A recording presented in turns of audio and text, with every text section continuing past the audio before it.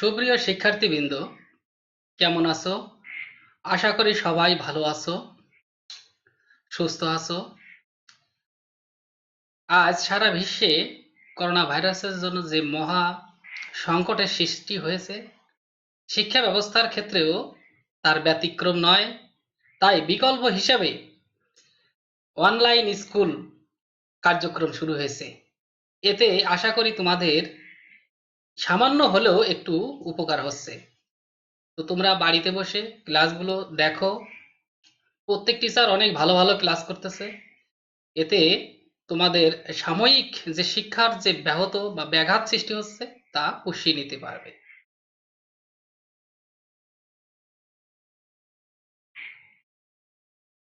আমি আজ তোমাদের সাথে একটি মাল্টিমিডিয়া ক্লাস নিয়ে হাজির হয়েছি। চলো আমরা ক্লাসটি শুরু করি।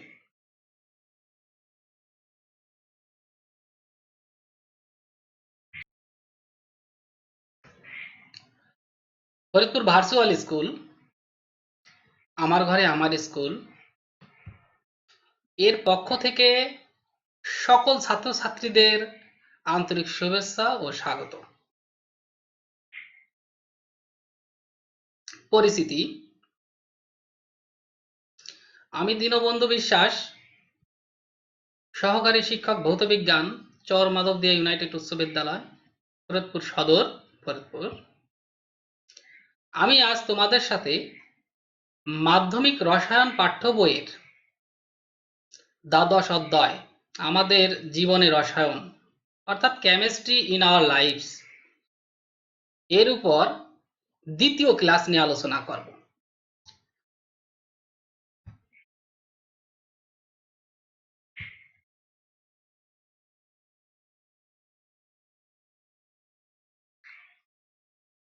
তো প্রিয় শিক্ষার্থীবৃন্দ, আমরা সবাই জানি যে আমাদের জীবনে রসায়ন অর্থাৎ রসায়নে যে সমস্ত দ্রব্যাদি ব্যবহৃত হয়, এই ব্যবহৃত দ্রব্যাদি আমাদের জীবনের সাথে কিভাবে সম্পৃক্ত, এগুলো নিয়েই আমরা আজ আলোচনা করব।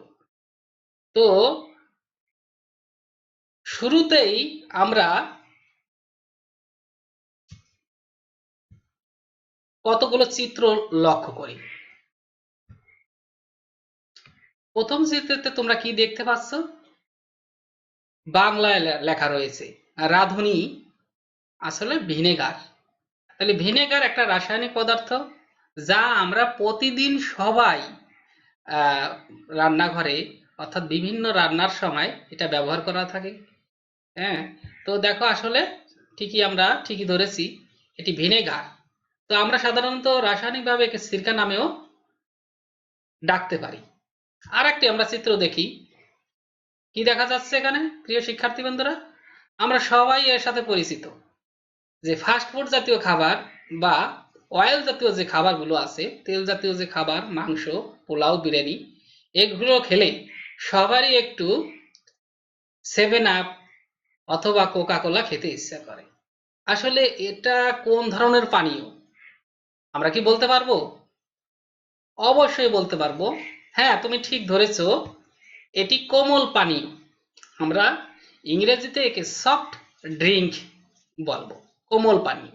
এটিও রসায়নের সাথে সম্পর্কিত এবং এখানে একটি অ্যাসিড রয়েছে যা তোমরা সবাই আগে থেকেই অবগত।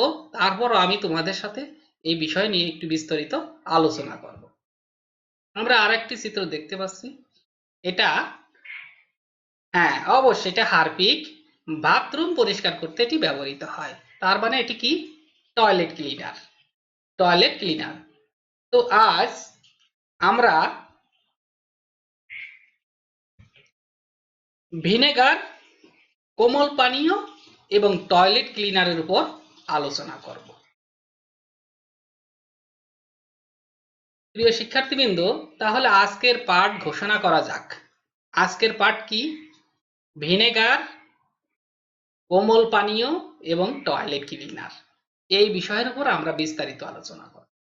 তো এখানে দেখো শিখন ফল কি, এটা আমরা একটু দেখি। প্রথম শিখন ফলটি হলো ভিনেগার বা সিরকা কি, এর প্রস্তুতি বলতে ও লিখতে পারবে। দ্বিতীয়টি, ভিনেগার কিভাবে আচার সংরক্ষণ করে তা বলতে ও লিখতে পারবে। তৃতীয় প্রশ্ন, কোমল পানীয় কেন খাদ্য হজমে সহায়তা করে তা বলতে ও লিখতে পারবে।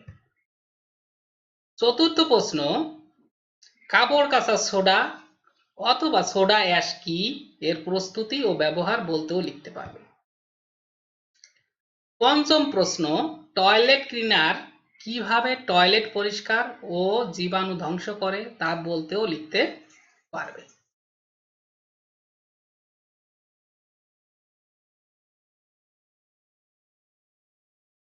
প্রিয় শিক্ষার্থীবৃন্দ, যদিও আমি এখানে শিক্ষণফল 5টি দিয়েছি, তথাপি তোমাদের সিলেবাস শেষ করার জন্য একটু বেশি শিক্ষণফল দেওয়া হয়েছে। সাধারণত আমাদের বলা থাকে 2টি বা 3টি শিক্ষণফল এর উপর আলোচনা করতে, কিন্তু সময়ের স্বল্পতার কারণে, যেহেতু আমাদের সিলেবাসটি একটি বিস্তারিত এবং বড়, এটি সম্পূর্ণ শেষ করার জন্যই আমি তোমাদের 2টা ক্লাসকে একটা ক্লাসে নিয়ে এসে 5টি তোমাদের শিক্ষণফল দিয়েছি। তো আমরা প্রথম থেকে দেখো আলোচনা করব ভিনেগার বা সিরকা কি, এটির উপর দেখো আমরা একটু আলোচনা করি। ভিনেগার, আমরা হয়তো অনেকেই অবগত যে বিভিন্ন প্রকার ভিনেগার রয়েছে। আমরা কিছু ভিনেগার দেখি। আমরা প্রথম একটি ভিনেগার দেখতে পাচ্ছি, এটি কি রাইস ভিনেগার। রাইস ভিনেগার, হ্যাঁ, অর্থাৎ স্টার্চ জাতীয় যে খাদ্যগুলো আছে, ধান, চাল, গম, ভুট্টা, মাইজ ইত্যাদি থেকে এই ভিনেগারগুলো তৈরি করা হয়। আসলে এটা কিভাবে, এটা ইংরেজিতে রাইস সিডার ভিনেগার নামে পরিচিত। আমরা আর একটি চিত্র লক্ষ্য করি। এখানে চিত্রে দেওয়া আছে গ্রেপ অর্থাৎ আঙ্গুর। তাহলে আঙ্গুর থেকেও আমরা ভিনেগার প্রস্তুত করতে পারি। আঙ্গুর থেকে ভিনেগার প্রস্তুতি করা হয় বিধায় একে গ্রেপস সিডার ভিনেগার বলে। আমরা আর একটি ছবি দেখি, দেখো এখানে ইংরেজিতে লেখা রয়েছে আপেল সিডার ভিনেগার। হ্যাঁ, এটা সবচাইতে বেশি প্রচলিত এবং মানুষ বেশি ব্যবহার করে থাকে, আপেল সিডার ভিনেগার। তো প্রিয় শিক্ষার্থীবৃন্দ, আমরা বিভিন্ন প্রকার ভিনেগার দেখলাম। আসলে ভিনেগারগুলো কি কাজে ব্যবহৃত হয়? ভিনেগারগুলো যেমন খাদ্য সংরক্ষণে ব্যবহৃত হয়, অনেকেই আবার এই যে আপেল সিডার ভিনেগার রয়েছে, এটি তাদের ওজন কমানোর জন্য ব্যবহার করে থাকে। অর্থাৎ এই ভিনেগার তারা 1 চামচ বা 2 চামচ করে খায়, অর্থাৎ আমাদের শরীরে যে চর্বি আছে এই চর্বিটাকে হ্রাস করে। জাস্ট আমরা এটা অতিরিক্ত আর কি জানলাম।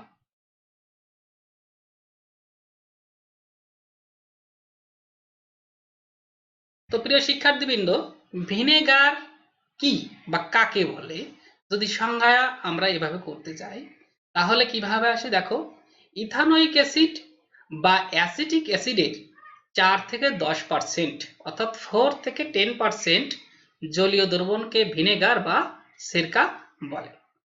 তাহলে আমরা ভিনেগার বা সিরকার সংজ্ঞা যেটি, সেটি আমরা বলতে পারবো। ইথানোয়িক অ্যাসিডের সাথে তোমরা সবাই পরিচিত। ইথানোয়িক অ্যাসিড আমি এর আগের অধ্যায়ে পড়িয়েছিলাম। ফ্যাটি অ্যাসিডের যে জায়গায়, সে জায়গায় অর্থাৎ 2টা কার্বন বিশিষ্ট যৌগ এবং বন্ড COOH মূলক থাকবে। আমরা পরবর্তী অংশে যাই।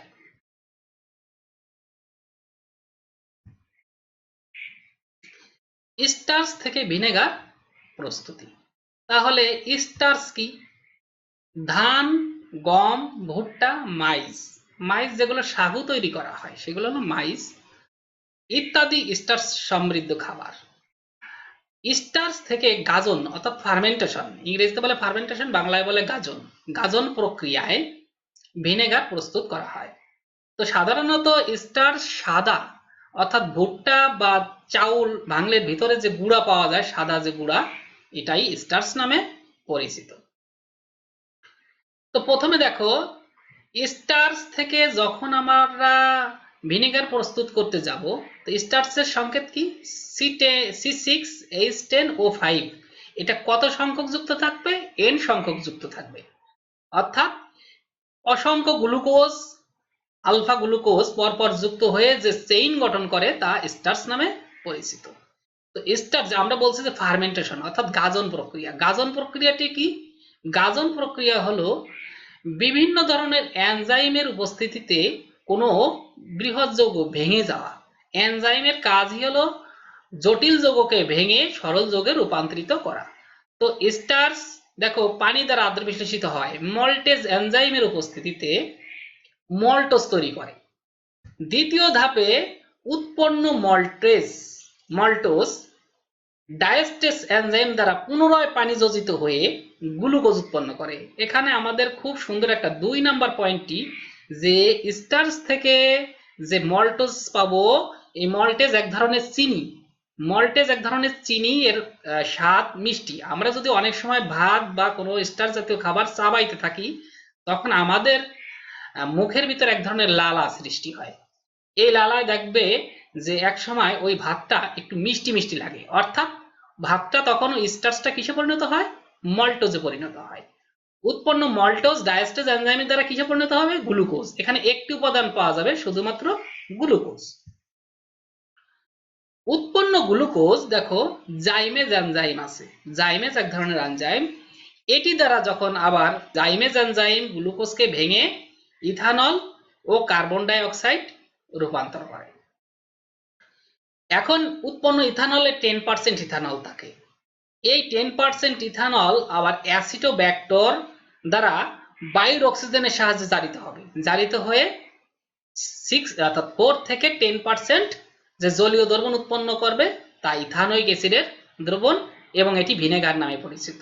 আমি তোমাদের মাউস দ্বারা দেখাচ্ছি, দেখো ইথানোয়িক অ্যাসিড, এটি ভিনেগারের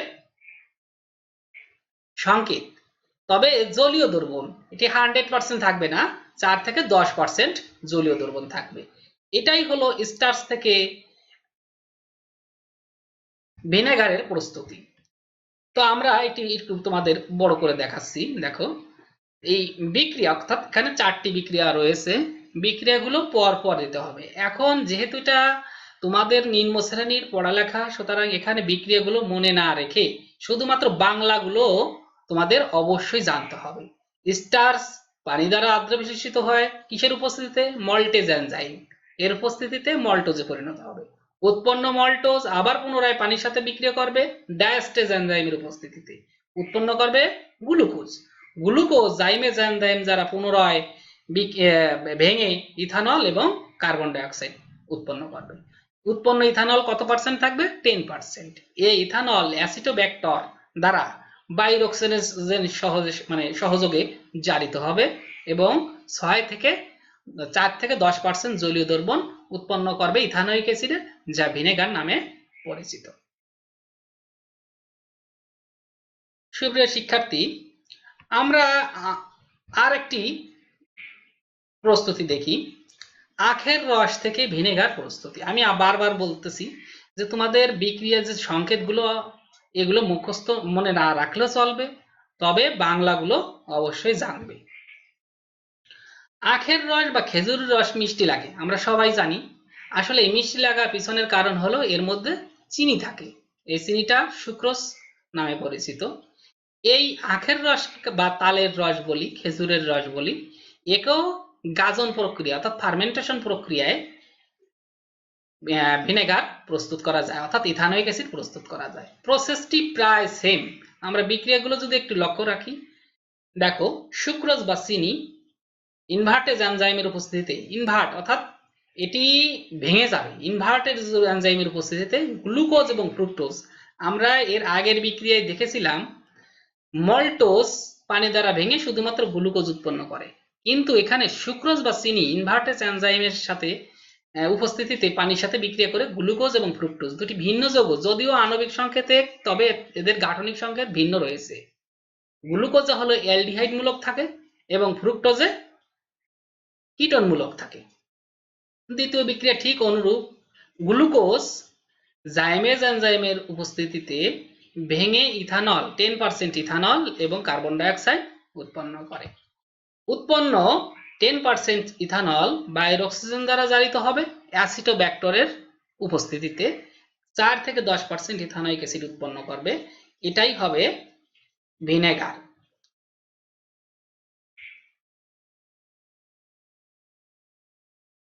তো আমরা দুইটি ভিনেগার প্রস্তুতি দেখেছি, একটি হলো স্টার্চ থেকে, পরবর্তীটি হলো আখের রস বা খেজুরের রস থেকে। এখন স্টার্চ থেকে যে ভিনেগারটা পাওয়া যায় এবং আখের রস বা খেজুরের রস থেকে যে ভিনেগার পাওয়া যায়, এদেরকে বিশোধন অর্থাৎ পরিশুদ্ধ করে একই কাজে ব্যবহার করা যায়। সুপ্রিয় শিক্ষার্থী, আমরা পরবর্তীতে চলে যাব। ভিনেগার কিভাবে আচার সংরক্ষণ করে? দেখো, প্রশ্নটা খুবই গুরুত্বপূর্ণ তোমাদের জন্য, এটাই তোমাদের বেশি আসে এবং খ নাম্বার প্রশ্নে আসে। উত্তর: সাধারণত ব্যাকটেরিয়ার আক্রমণের জন্য আচার নষ্ট হয়। ভিনেগার মূলত ইথানোয়িক অ্যাসিড। ভিনেগার দেওয়া আচারে ভিনেগারে যে ইথানোয়িক অ্যাসিড থাকে, সেই ইথানোয়িক অ্যাসিড কর্তৃক ত্যাগকৃত প্রোটন, অর্থাৎ যে এই হাইড্রোজেন আয়নকে প্রোটন বলে, যে ত্যাগ করে যে প্রোটনটি বা যে হাইড্রোজেন আয়নটি, এই হাইড্রোজেন আয়নটি ব্যাকটেরিয়ার সাথে যুক্ত হয়ে ব্যাকটেরিয়াকে ধ্বংস করে ফেলে, অর্থাৎ ব্যাকটেরিয়া আর বংশ বিস্তার নষ্ট করে দেয়, অর্থাৎ ব্যাকটেরিয়ার সক্রিয়তা নষ্ট করে দেয়।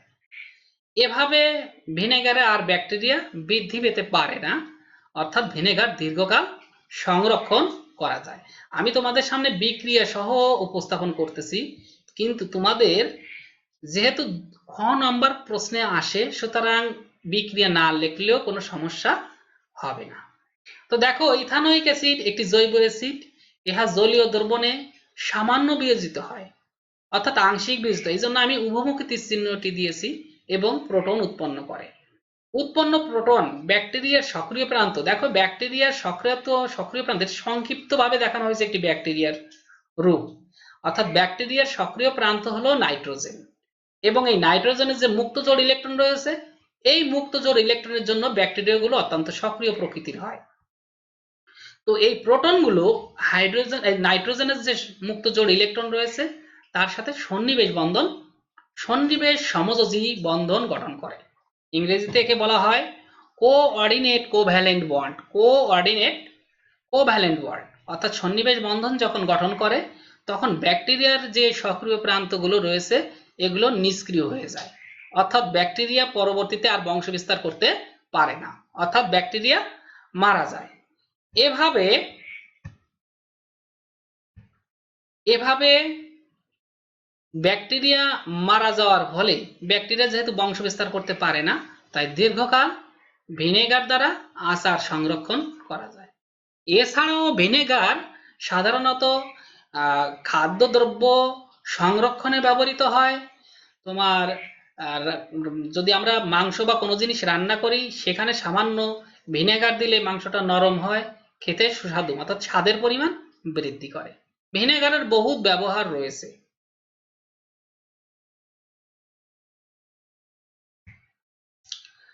আমরা এর পরবর্তী প্রশ্নে চলে যাব। দেখো, ভিনেগার দ্বারা আচার সংরক্ষণ। আমরা আর একটু দেখি, কিছু ছবি আছে, আমরা কি এটা দেখতে পাচ্ছি? হ্যাঁ, অবশ্যই শিক্ষার্থীবৃন্দ, তোমরা ধরতে পেরেছো, এটা চালতার আচার। এই আচারটি সংরক্ষণেও ভিনেগার ব্যবহৃত হয়েছে। তা আমরা দেখি আর একটি, আমরা কি বলতে পারি বাংলাদেশের কোন কোম্পানি আচার? হ্যাঁ, ঠিকই, আমি আগেই দেখিয়ে দিয়েছি, প্রাণ কোম্পানির আচার। প্রাণ কোম্পানি আচার তৈরি করে। আমরা একটি প্রাণ কোম্পানির আচার দেখি, প্রাণের আমের আচার। হ্যাঁ, আমরা এটা খুব পছন্দ করি, আমের আচার, তাই না, টক। তো আমরা দেখলাম যে ভিনেগার দ্বারা আচার অবশ্যই সংরক্ষণ করা যায়, এবং বিভিন্ন কোম্পানি তাদের আচার প্রোডাক্ট তৈরি করেও বাজারজাতকরণ করতেছে। বিভিন্ন কোম্পানি তাদের আচার তৈরি করে বাজারজাত করতেছে। তাহলে ভিনেগারের ব্যবহার রয়েছে। আমরা যদি বাজার থেকে কোনো আচার কিনে আনি এবং তার গায়ে আমরা যদি লেখা দেখি বা পড়ি, দেখতে পাবে তোমরা সেখানে ভিনেগার দেওয়া রয়েছে। অ্যাসিটিক অ্যাসিড বা ইথানোয়িক অ্যাসিড কথাটি রয়েছে 0.1% দ্রবণ।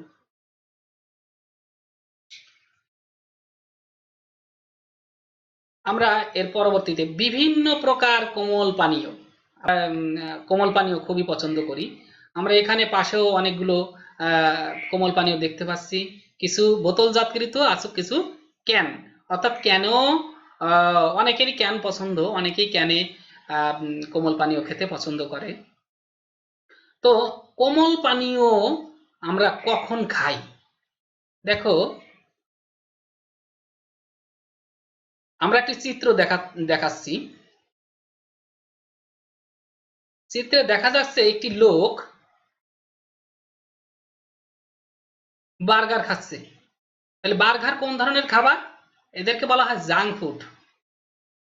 জাঙ্ক ফুড, হ্যাঁ, অবশ্যই ঠিকই আছে। পরবর্তীতে সে অস্বস্তি বোধ মনে করে এবং সে সফট ড্রিঙ্ক পান করে। লেখা আছে সফট ড্রিঙ্ক পান করে। এর পরবর্তীতে সে কি করতেছে? রিল্যাক্স, অর্থাৎ সে তার যে সফট ড্রিঙ্ক খাওয়ার পরে তার যে আরাম বোধ, সে আরাম বোধ ফিল করতেছে। আমরা এটা দেখতে পাচ্ছি।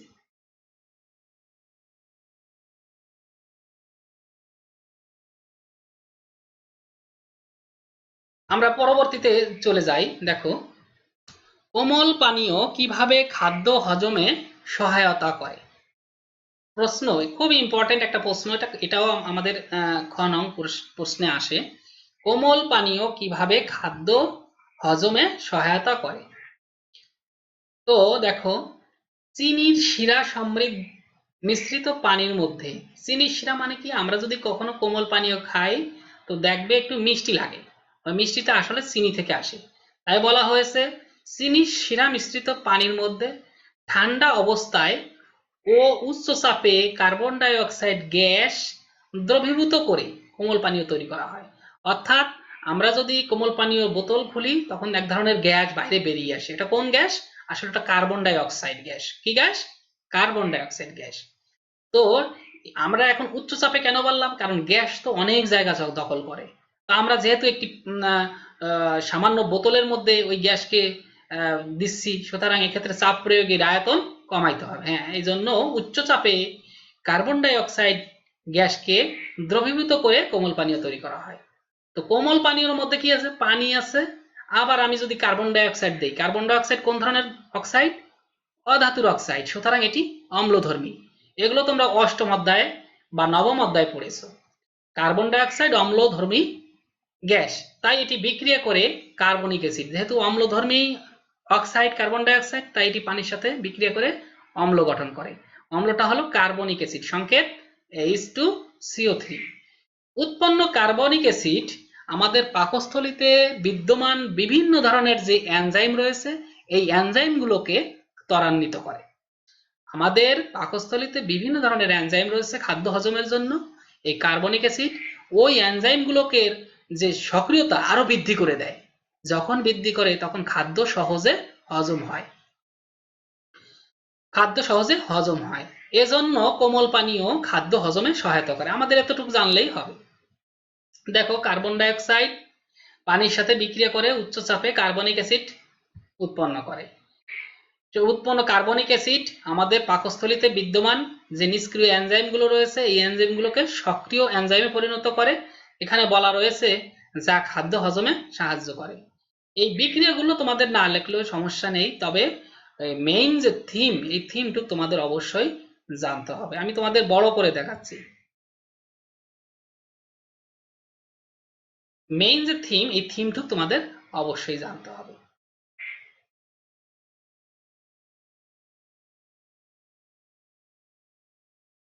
আমরা সবাই কোমল পানীয় খেতে পছন্দ করি। তো কোমল পানীয়র মধ্যে কোন অ্যাসিড রয়েছে? Carbonic acid. এই জন্য কোমল পানীয়টা একটু টক স্বাদ যুক্ত হয়। আবার যেহেতু চিনি শিরা মিশ্রিত থাকে এজন্য একটি মিষ্টি স্বাদযুক্ত হয়ে থাকে। আমরা বিভিন্ন ধরনের কোমল পানীয় তার চিত্রগুলো দেখতে পেয়েছি। আমাদের পরবর্তী কাজ দেখো, তোমাদের জন্য কিছু একক কাজ রয়েছে। সময় 4 মিনিট। একক কাজগুলো তোমরা একটু দেখো। প্রশ্ন প্রথমে বলা হয়েছে অ্যাসিটিক ভিনেগারে অ্যাসিটিক অ্যাসিডের পরিমাণ কত? ভিনেগারে অ্যাসিটিক অ্যাসিডের পরিমাণ কত? এখানে সামান্য একটু ভুল রয়েছে, যেহেতু কন্টেন্টটি আমি তৈরি করেছিলাম তাই ভুলগুলো একটু তোমরা ক্ষমা দৃষ্টিতে দেখবে। আমি বড় করে দেখাচ্ছি। ভিনেগারে অ্যাসিটিক অ্যাসিডের হবে, অ্যাসিড লেখা নাই, অ্যাসিডের পরিমাণ কত? তোমরা কি বলতে পারবে? 4 থেকে 6%, 4 থেকে 8%, 4 থেকে 10%, না 5 থেকে 10%? একজন উত্তরটা দেওয়ার চেষ্টা করো। হ্যাঁ, অবশ্যই তোমরা ঠিক বলেছো। আমরা দেখি উত্তরটা কি। হ্যাঁ, গ নাম্বার প্রশ্নের উত্তরটি 4 থেকে 10% জলীয় দ্রবণ বিদ্যমান থাকে, অর্থাৎ ভিনেগারের যে অ্যাসিডটি থাকে তা 4 থেকে 10%। দ্বিতীয় প্রশ্ন, স্টার্চ থেকে মল্টোজ প্রস্তুতিতে কোন এনজাইম ব্যবহৃত হয়? আমরা কি বলতে পারবো? এটা তোমাদের জন্য একটু কঠিন মনে হতে পারে, কিন্তু বারবার অনুশীলনের ফলে যে কোনো কঠিন জিনিসই সহজ হয়। একজন একটু বলার চেষ্টা করো। হ্যাঁ, অবশ্যই তুমি ঠিক বলেছো।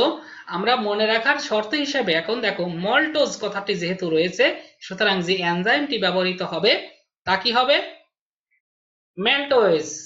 ম্যালটেজ। জি, ঠিক ঠিক বলেছো, ম্যালটেজ এনজাইম। একটু নামের সাথে তোমরা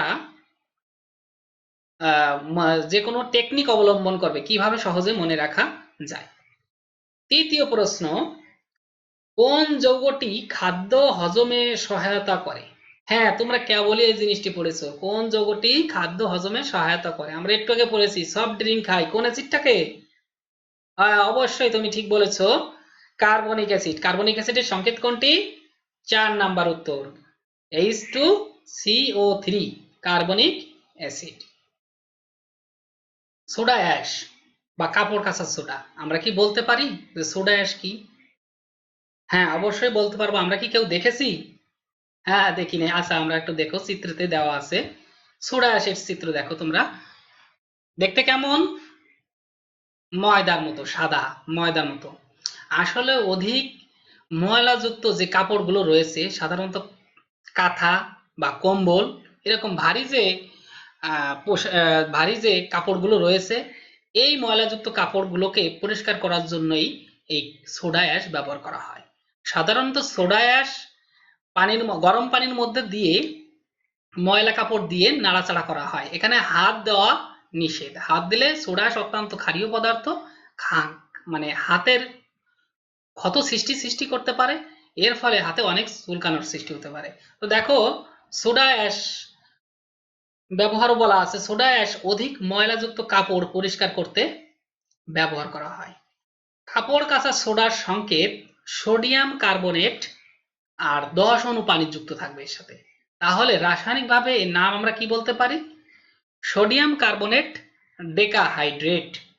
সোডিয়াম কার্বনেট ডেকাহাইড্রেট। আমরা সোডা অ্যাশ সম্বন্ধে জানলাম। এর পরবর্তীতে আমরা সোডা অ্যাশ কিভাবে প্রস্তুত করা যায় চলো আমরা একটু দেখি। সোডা অ্যাশ প্রস্তুতি। সোডা অ্যাশ প্রস্তুতি।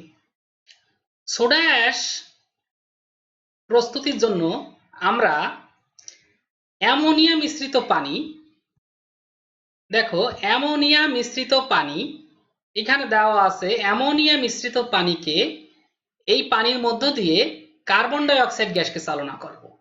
তাহলে আমরা কি বলবো? বাংলা, অর্থাৎ প্রতিটি বিক্রিয়ার বাংলা লিখতে হবে। বাংলা কিভাবে লিখবো? যে অ্যামোনিয়া মিশ্রিত পানির মধ্য দিয়ে কার্বন ডাই অক্সাইড গ্যাস চালনা করলে অ্যামোনিয়াম হাইড্রোজেন কার্বনেট উৎপন্ন হয়। কি উৎপন্ন হয়? Ammonium hydrogen carbonate. আমরা এটির নাম অন্যভাবে বলতে পারি অ্যামোনিয়াম বাইকার্বনেট। অ্যামোনিয়াম বাইকার্বনেট, দেখো এখানে এখানে দেওয়া আছে অ্যামোনিয়াম বাইকার্বনেট বা অ্যামোনিয়াম হাইড্রোজেন কার্বনেট উৎপন্ন হবে। উৎপন্ন অ্যামোনিয়াম হাইড্রোজেন কার্বনেটকে ব্রাইনের সহিত বিক্রিয়া করলে সোডিয়াম হাইড্রোজেন কার্বনেট, দেখো এখানে লেখা আছে সোডিয়াম হাইড্রোজেন কার্বনেট উৎপন্ন হবে এবং সাথে উৎপন্ন হবে অ্যামোনিয়াম ক্লোরাইড। পরবর্তীতে অ্যামোনিয়াম হাইড্রোজেন কার্বনেটকে যদি আমি 180 ডিগ্রি সেলসিয়াস তাপমাত্রায় উত্তপ্ত করি তাহলে এর সাথে উৎপন্ন হবে সোডিয়াম কার্বনেট, আর কিছুটা কার্বন ডাই অক্সাইড এবং হাইড্রোজেন যেহেতু রয়েছে বিয়োজিত হয়ে কার্বন ডাই অক্সাইড এবং পানি উৎপন্ন করবে। তো এখন এই সোডিয়াম কার্বনেট Na2CO3 আসলে এভাবে পাওয়া যায় না, এর সাথে 10 অণু পানি অটোমেটিক আগে থেকেই পরবর্তীতে ঠান্ডা অবস্থায় যুক্ত হয়। দেখো আমি লাস্ট বিক্রিয়াটি যেটা লিখেছি যে সোডিয়াম কার্বনেটের সাথে 10 অণু পানি যুক্ত হয়ে সোডিয়াম কার্বনেট ডেকাহাইড্রেট, আমি তোমাদের বড় করে দেখাচ্ছি, দেখো সোডিয়াম কার্বনেট ডেকাহাইড্রেট, এটাই সোডা অ্যাশ বা কাপড় কাঁচা সোডা নামে পরিচিত। এখানে দেখা যাচ্ছে এটি সোডা অ্যাশ বা কাপড় কাঁচা সোডা নামে পরিচিত। আমি বাংলা পুনরায় দেখো একটু রিভিউ করতেছি। অ্যামোনিয়া মিশ্রিত পানির মধ্য দিয়ে কার্বন ডাই অক্সাইড গ্যাস চালনা করলে প্রথমে অ্যামোনিয়াম হাইড্রোজেন কার্বনেট বা অ্যামোনিয়াম বাইকার্বনেট উৎপন্ন হয়। উৎপন্ন অ্যামোনিয়াম বাইকার্বনেট সোডিয়াম ক্লোরাইড এর সাথে বিক্রিয়া করে, এখানে আমি বলতে পারি ব্রাইন কথাটা, যে ব্রাইনের সাথে বিক্রিয়া করে সোডিয়াম হাইড্রোজেন কার্বনেট এবং অ্যামোনিয়াম ক্লোরাইড উৎপন্ন করে। উৎপন্ন সোডিয়াম হাইড্রোজেন কার্বনেট তাপ দিলে বিয়োজিত হয়ে সোডিয়াম কার্বনেট এবং সাথে কিছু কার্বন ডাই অক্সাইড এবং পানি উৎপন্ন করে। আসলে পানিটা জলীয় বাষ্প আকারে থাকে। তো এই সোডিয়াম কার্বনেট গরম থাকা অবস্থায় থাকে, যখন এটি ধীরে ধীরে ঠান্ডা হয় তখন এটি বাতাস থেকে 10 অণু জলীয় বাষ্প শোষণ করে এবং এর সঠিক সংকেতে রূপান্তরিত হয়, অর্থাৎ সোডা অ্যাশে পরিণত হয়, যার রাসায়নিক নাম সোডিয়াম কার্বনেট ডেকাহাইড্রেট। আমি তোমাদের দেখাচ্ছি, এটি সোডা অ্যাশ বা কাপড় কাঁচা সোডা নামে পরিচিত। এর রাসায়নিক নাম সোডিয়াম কার্বনেট ডেকাহাইড্রেট।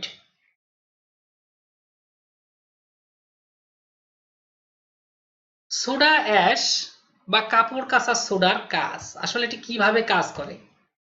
প্রিয় শিক্ষার্থীবৃন্দ, দেখো আমরা একটি অধিক ময়লাযুক্ত কাপড় দেখতে পাচ্ছি। পরবর্তীতে এই ময়লা কাপড়কে দেখো আমরা ওই যে বলছিলাম যে কাপড় কাচা সোডা গরম পানির মধ্যে, অর্থাৎ হাত দ্বারা এখানে নাড়া যাবে না, হাতের পরিবর্তে আমরা অন্য কিছু ব্যবহার করব, একটা হাতল বা লাঠি ব্যবহার করব। গরম পানির মধ্যে সোডা অ্যাশ এবং এই কাপড়টাকে ভিজানো হবে এবং তাপ দিয়ে নাড়াচাড়া করা হবে। আধুনিকভাবেও দেখো আমরা সোডা অ্যাশ এভাবে ব্যবহার করতে পারি। আমরা কি আধুনিকভাবে এটা দেখে বুঝতে পারছি? অনেকেই ধরতে পারছো, এটা ওয়াশিং মেশিন নামে পরিচিত। ওয়াশিং মেশিন এর সাথেও সোডা অ্যাশ, আমরা দেখো সোডা অ্যাশ ব্যবহার করে কাপড়কে পরিষ্কার করতে পারি। দেখো পরবর্তীতে যে কাপড়টা পরিষ্কার হলো, পরিষ্কার কাপড়কে আমরা কি করি? রোদে শুকাই। আসলে এভাবে সোডা অ্যাশ কাজ করে থাকে।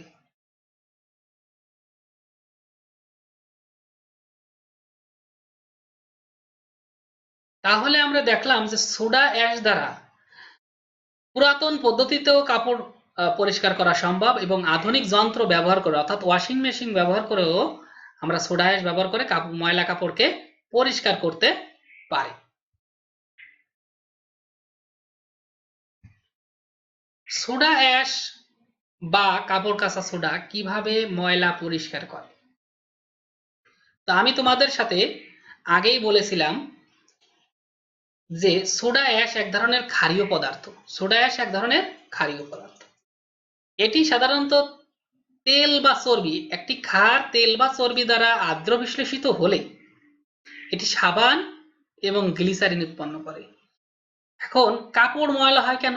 কাপড় ময়লা হয় সাধারণত তেল বা গ্রিস জাতীয় যে পদার্থগুলো আছে, যখন এটি কাপড়ের সাথে লেগে থাকে তখন ধুলাবালিকে আকর্ষণ করে কাপড়ে অধিক পরিমাণ ময়লা করে থাকে। তাহলে এই তেল বা চর্বিকে যদি কোনোভাবে দূর করা যায় তাহলে যে ধুলাবালি রয়েছে তা আলগা হয়ে পড়ে এবং তা সহজেই পানিতে চলে আসে, কাপড় পরিষ্কার হয়। তা আমি তোমাদের বোঝানোর জন্য সহজভাবে জিনিসটিকে উপস্থাপন করেছি। দেখো, তেল ও চর্বির সাথে ধুলাবালি যুক্ত হয়ে কাপড় ময়লা হয়।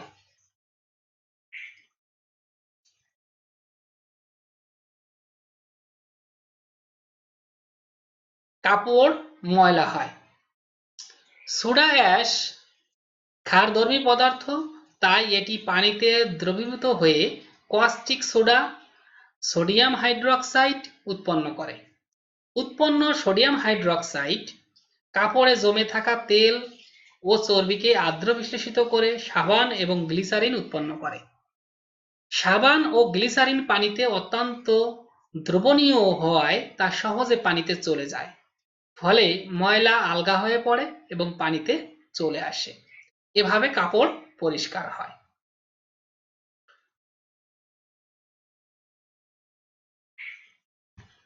আমি তোমাদের সামান্য একটু বিক্রিয়ার সাহায্য দেখিয়েছি।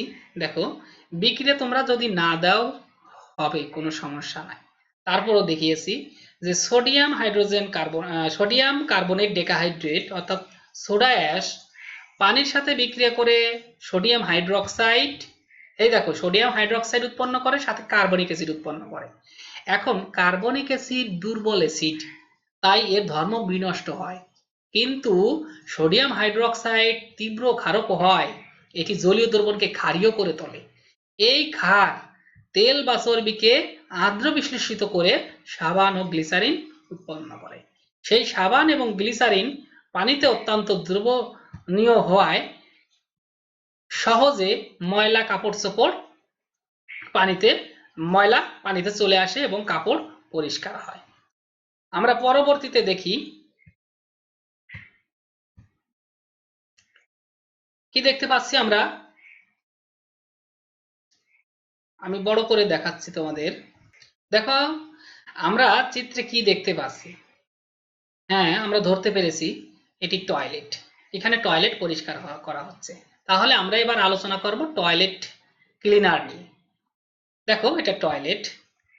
টয়লেট পরিষ্কার করার জন্য আমরা কি ব্যবহার করি? হারপিক। হারপিক এক ধরনের ক্ষার জাতীয় পদার্থ। এছাড়াও দেখো বিভিন্ন প্রকার হারপিক রয়েছে। আর একটি রয়েছে বাথরুম ক্লিনিং পাউডার, অর্থাৎ আমরা বিভিন্ন ধরনের ডিটারজেন্টও ব্যবহার করি। টয়লেট পরিষ্কার করার জন্য আমরা বিভিন্ন ধরনের ডিটারজেন্ট ব্যবহার করি। তাহলে এগুলো কি নামে পরিচিত? এগুলো টয়লেট ক্লিনার নামে পরিচিত। আমরা তাহলে এখন আলোচনা করব টয়লেট ক্লিনার নিয়ে। তো দেখো, টয়লেট ক্লিনার কি? টয়লেট ক্লিনার হলো, অর্থাৎ টয়লেট পরিষ্কার করতে যে সকল পদার্থ ব্যবহৃত হয় তাদেরকে টয়লেট ক্লিনার বলে। আমরা আমাদের দেশে ব্যবহৃত কয়েকটি টয়লেট ক্লিনারের মধ্যে হলো হারপিক, হারপুন, ডিটারজেন্ট ইত্যাদি। হারপিকের ডিটারজেন্ট রয়েছে যেগুলো হারপিকের প্রোডাক্টগুলি সবচাইতে বেশি ব্যবহৃত হয়।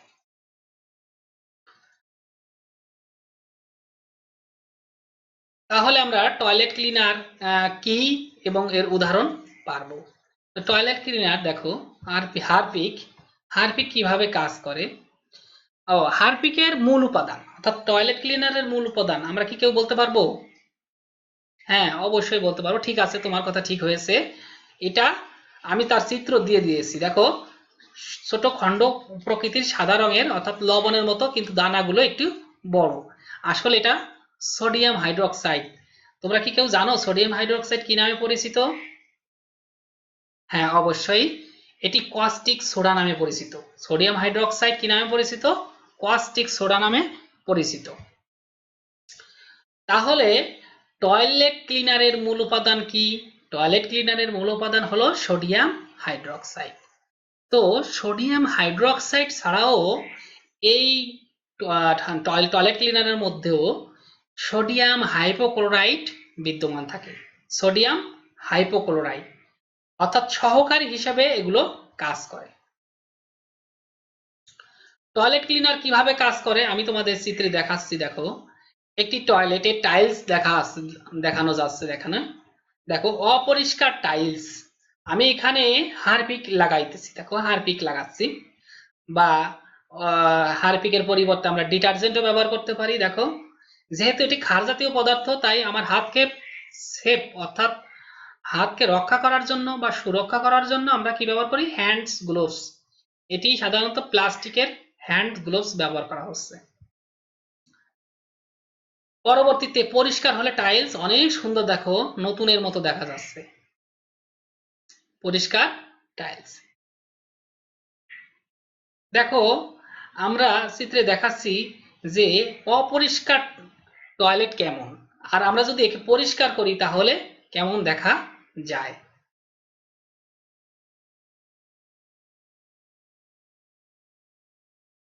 অপরিষ্কার টয়লেট এবং পরিষ্কার টয়লেটের মধ্যে আমরা পার্থক্য দেখতে পাচ্ছি। অপরিষ্কার টয়লেটে প্রচুর পরিমাণ জীবাণু থাকে। এছাড়াও বিভিন্ন রঙিন দাগ অর্থাৎ বিভিন্ন রঙের দাগ সৃষ্টি হয়, এই জন্য কালো হয়ে যায় বা অন্য রঙের সৃষ্টি হয়। আর এটি থেকে মুক্তি পাওয়ার উপায় বিভিন্ন ধরনের টয়লেট ক্লিনার ব্যবহার করে টয়লেটকে পরিষ্কার করা। তো টয়লেট ক্লিনার দ্বারা বাথরুম পরিষ্কার করার দেখো পূর্বে এবং পরের অবস্থা দেখানো হয়েছে। টয়লেট ক্লিনার কিভাবে টাইলসে জমে থাকা রঙিন পদার্থকে বর্ণহীন করে এবং জীবাণু ধ্বংস করে। তা আমরা টয়লেট ক্লিনার ব্যবহারের পূর্বে এবং টয়লেট ক্লিনার ব্যবহারের পরে একটি বাথরুমের বা টয়লেটের ছবি দেখেছি, যে অপরিষ্কার থেকে কিভাবে পরিষ্কার হয়। আমরা সেগুলোই দেখবো। একটু দেখো, টয়লেট ক্লিনারের মূল উপাদান কস্টিক সোডা, সোডিয়াম হাইড্রোক্সাইড। দেখো আমি বলেছিলাম যে কস্টিক সোডার সংকেত সোডিয়াম হাইড্রোক্সাইড। এর সাথে সোডিয়াম হাইপোক্লোরাইড মিশ্রিত অবস্থায় থাকে।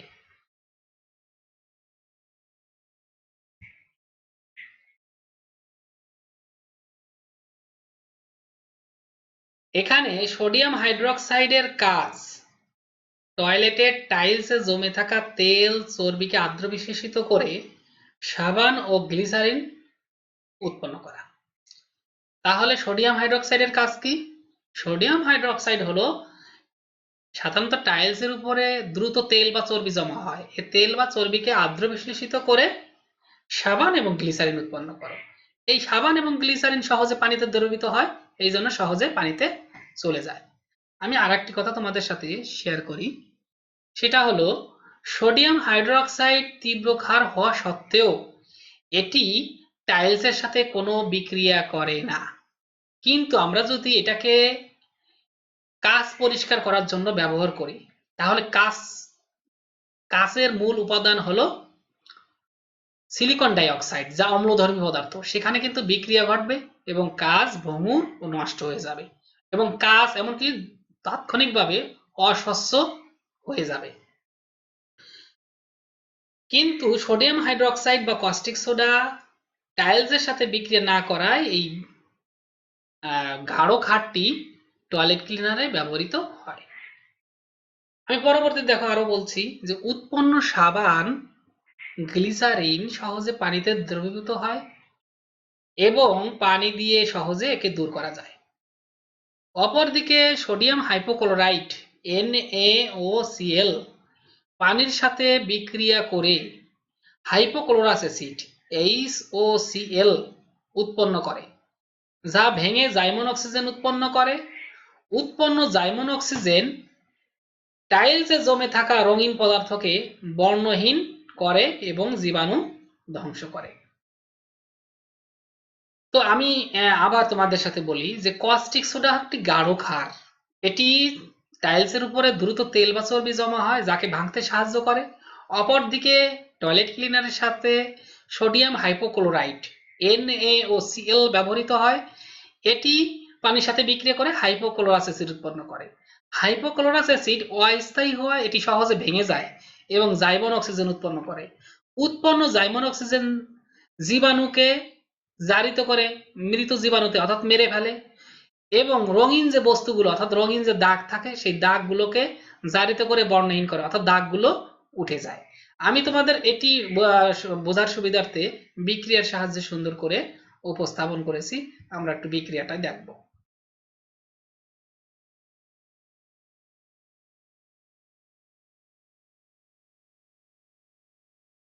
প্রথম বিক্রিয়া, তেল চর্বিকে সোডিয়াম হাইড্রোক্সাইডের সাথে হাইড্রোক্সাইড দ্বারা আদ্র বিশ্লেষিত হয়ে সাবান ও গ্লিসারিন উৎপন্ন করেছে, যা উভয়ই পানিতে দ্রবণীয় এবং সহজে পানিতে চলে যায়।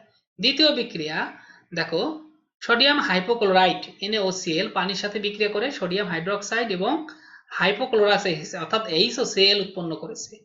উৎপন্ন HOCl ভেঙে জাইমন অক্সিজেন, এটাকে বলা হবে জাইমন অক্সিজেন উৎপন্ন করে।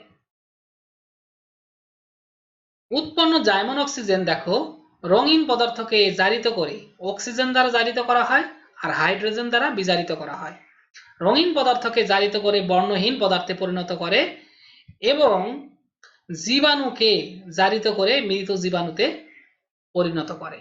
অর্থাৎ জীবিত জীবাণু জারিত হয়ে মৃত জীবাণুতে রূপান্তরিত হয়, রঙিন পদার্থ জারিত হয়ে বর্ণহীন পদার্থে পরিণত হয়।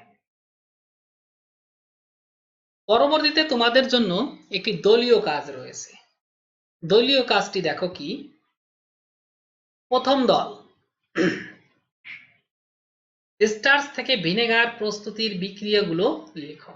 এখন তোমাদের টাইম 8 মিনিট, অর্থাৎ 8 মিনিটের মধ্যে আমার শুধুমাত্র বিক্রিয়াগুলো লিখে দেখাতে হবে। দ্বিতীয় দল, টয়লেট ক্লিনার কিভাবে টয়লেটকে পরিষ্কার ও জীবাণু মুক্ত রাখে বিক্রিয়াগুলো লেখো। আমি এই মাত্রই তোমাদের সাথে টয়লেট ক্লিনার কিভাবে জীবাণু মুক্ত করে তা দেখিয়েছি। তৃতীয় দল, সোডা অ্যাশ প্রস্তুতির বিক্রিয়াগুলো লেখো। তো তোমাদের সময় 8 মিনিট।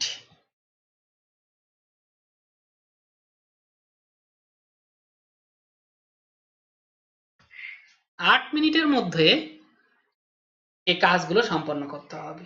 আসলে যদি তুমি পারো তাহলে তোমার কাছে 2 মিনিটেরও কাজ না, তারপর আমি তোমাদের 8 মিনিট টাইম দিয়েছি। 8 মিনিটের মধ্যে আমরা এগুলো সম্পন্ন করব। যেহেতু এটি ভার্চুয়াল ক্লাস হয়, যেহেতু ই-লার্নিং, এখানে আমি তোমাদের সাথে সরাসরি অংশগ্রহণ করতে পারছি না, তোমরাও আমার সাথে সরাসরি অংশগ্রহণ করতে পারছো না, এজন্য তোমরা এই কাজগুলো সাধারণত বাড়িতে করবে। আমরা পরবর্তীতে কিছু তোমাদের জন্য বাড়ির কাজ দিব। প্রথম কাজ, এটি ডিটেলস অর্থাৎ একটু বিস্তারিত তোমরা লিখবে। ভিনেগার কিভাবে আচার সংরক্ষণ করে, পারলে তোমরা যদি পারো বিক্রিয়াগুলো লিখতে পারো। দ্বিতীয় প্রশ্ন, কোমল পানীয় কিভাবে খাদ্য হজমে সহায়তা করে ব্যাখ্যা করো। তৃতীয় কাজ, টয়লেট ক্লিনার দ্বারা টয়লেট পরিষ্কার করার কৌশল আলোচনা করো। অর্থাৎ দলীয় কাজের মধ্যেও কিছু রয়েছে, দলীয় কাজ বাহিরেও রয়েছে। আমি যে 3টি বাড়ির কাজ দিয়েছি এই বাড়ির কাজগুলো তোমরা অবশ্যই সম্পন্ন করবে, এটি তোমাদের অত্যন্ত গুরুত্বপূর্ণ বিষয়। অর্থাৎ আমি আজ যা পড়িয়েছি তাদের মধ্যে শুধুমাত্র বাড়ির কাজ যে 3টি করিয়েছি খুবই গুরুত্বপূর্ণ,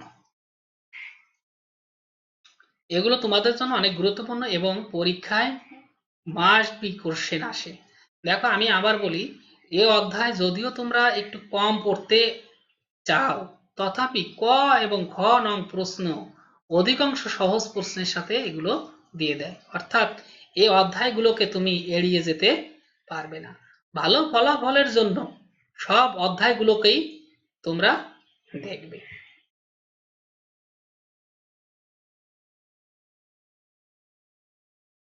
অবশেষে আমার সাথে ক্লাস করার জন্য তোমাদের অসংখ্য ধন্যবাদ এবং অবশ্যই তোমরা বাড়িতে বসে আমি যে ক্লাসটি করলাম এই ক্লাসটি বারবার দেখবে। আমি আমি তোমাদের সাথে আর একটি কথা বলি, ভার্চুয়াল ক্লাসের কিছু উপকারী দিকও রয়েছে। তুমি একটি কথা যদি না বোঝো, বারবার টেনে ওই জিনিসটি দেখতে পারবে এবং বুঝতে পারবে। বারবার তুমি এই জিনিসটি প্র্যাকটিস করতে পারবে, অর্থাৎ তুমি হোল্ড করে রাখতে পারো, আবার পুনরায় চালু করতে পারো, ওই জিনিসটা লেখার পর তুমি আবার পুনরায় রিভিউ করতে পারো। এটি ভার্চুয়াল ক্লাসের অনেক সুবিধা যদি তুমি মনে করো।